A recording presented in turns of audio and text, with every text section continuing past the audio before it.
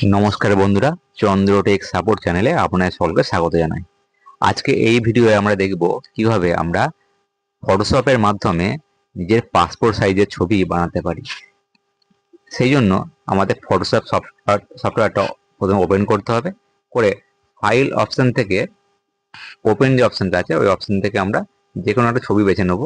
এই কাজটি করার জন্য আমি এর ছবি এখান থেকে বেছে নিচ্ছি একটা, এবং ওই ছবিটার মাধ্যমে ওই ছবি দিয়ে কি করে আপনি পাসপোর্ট সাইজ ছবি বানাতে পারেন এবং কতগুলো একটা পেজে বানানো যেতে পারে সে সম্বন্ধে দেখবো। আমি এই ছবিটা বেছে নিচ্ছি, ওপেন অপশনটা ক্লিক করলাম ছবিটাকে, এবার বড় করে নেবো ম্যাক্সিমাইজ করে। এবার দেখতে পাচ্ছেন এর ব্যাকগ্রাউন্ডেতে এটি পর্দা বা কিছু একটা আছে।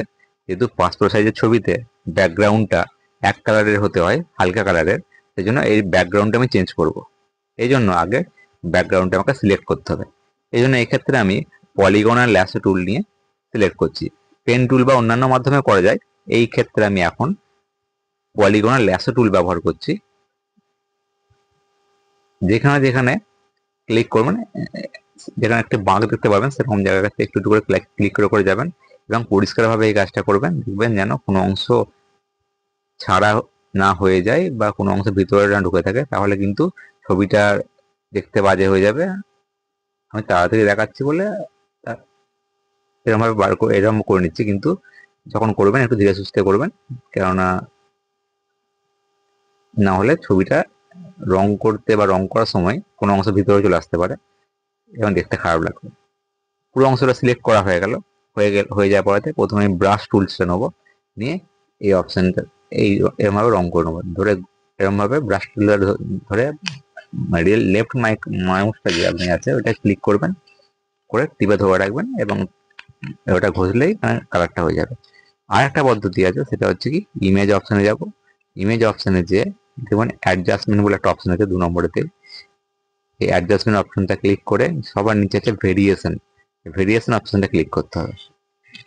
এখানে ক্লিক করলে দেখবেন নিচে দেখুন আছে মোর গ্রিন, মোর ইয়েলো, মোর সায়ান, তারপরে কারেন্ট পিক, মোর রেড, এরকম ভাবে আছে। আপনি যে কালারটা দিতে চান, ব্যাকগ্রাউন্ডটা যে কালারে করতে চাই আমরা, সেই কালারটাকে আমরা বারবার ক্লিক করতে থাকবো এবং দেখবো উপরে দেখুন কারেন্ট পিক যে আছে ওখানে দেখুন চেঞ্জ হতে থাকবে ব্যাকগ্রাউন্ডটা।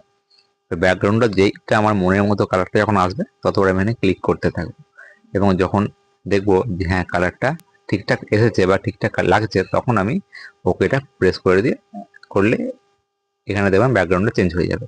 এক্ষেত্রে আমি লাইটার এবং নিচে ডার্কার বলে একটা ডান দিকে দেখবেন উপরে লাইটার আছে, নিচে ডার্কার আছে, ওইখানে তো আপনি ক্লিক করে ব্যাকগ্রাউন্ডটা একটু লাইট বা একটু ডার্ক করতে পারেন। এক্ষেত্রে পাসপোর্ট ছবিতে আমি ব্যাকগ্রাউন্ডটা একটু ডার্ক নয় একটু লাইট করতে চাই, লাইটারটা কয়েকবার আমি ক্লিক করব। যখন মনের মতো ব্যাকগ্রাউন্ডটা মনে হচ্ছে হয়ে গেছে, তখন আপনি ক্লিক করবেন ওই উপরে ওকে অপশানটা ক্লিক করবেন এবং দেখুন ব্যাকগ্রাউন্ডটা কিছু কিছু অংশ সাদা রয়েছে, সেগুলো আমি ব্রাশ টুল নিয়ে একবার ক্লিক করে এগুলোকে ক্লিয়ার করে দেবো। এই হলো ব্যাকগ্রাউন্ডটা চেঞ্জ। এরপরে কন্ট্রোল ডি সিলেক্ট করে সিলেক্ট করে দেবো, ছবি ব্যাকগ্রাউন্ডটা যাতে কোনো সিলেকশন না থাকে। এবার যেটা করতে হবে, আমাদেরকে আর একটা লেয়ার নিতে হবে। ওই জন্য আমরা ফাইল যাব, নিউ অপশানে ক্লিক করব, অথবা CTRL প্লাস এন টাইপ করলেও কিন্তু আমরা নতুন একটা লেয়ার চলে আসবে, নতুন একটা অপশন চলে আসবে। তো এখানেতে আমি এখানে A4 সাইজের পেজের উপরে দেখাচ্ছি, সেই জন্য A4 সাইজ সিলেক্ট করলাম। আপনি যেই সাইজের পেপারের উপরে কাজ করতে চান সেই অনুসারে সিলেক্ট করবেন সেই অংশটা। আচ্ছা, এখানেতে একটা নাম দিতে হবে, আপনি যেই নাম দিতে চান এখানে নামটা দিয়ে দেবেন, অথবা আপনি দেখে দিতেও পারেন। এবং এখানেতে ব্যাকগ্রাউন্ড আপনি হোয়াইট নাকি কালার কি রাখতে চান সেরকম এবার ক্লিক করলেন। এবার আমি এখান থেকে মুভ টুল অপশনটা ক্লিক করব, করে ছবিটাকে ধরে ড্র্যাগ করে নিয়ে এখানে ছেড়ে দেবো, তাহলে কিন্তু ছবিটা এতে চলে আসবে।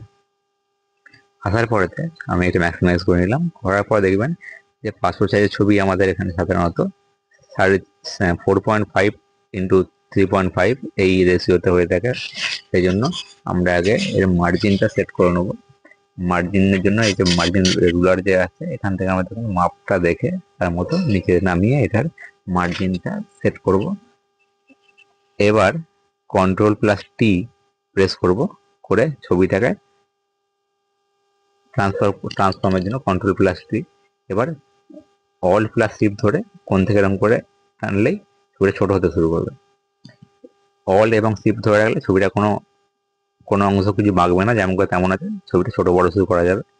ঠিকঠাক ভাবে সেট করে দিয়ে এন্টার দিয়ে দেবেন, তাহলে ছবিটা সেট হয়ে যাবে। এবং এই ছবিটা বারবার কপি করার শর্ট ফর্ম হচ্ছে কি না, অল্ট ধরে টানবেন, তাহলে দেখবেন ছবিটা বারবার কপি হতে থাকবে।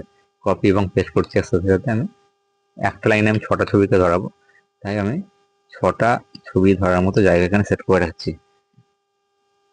6টা ছবি হয়ে গেছে। এবার ঠিকঠাক ভাবে ছবিগুলো বসিয়ে দেবো, ঠিকঠাক জায়গার মতো বসিয়ে নেবো, নিয়ে মার্জ করতে হবে। মার্জ করার শর্ট ফর্ম হচ্ছে কন্ট্রোল শিফট প্লাস ই।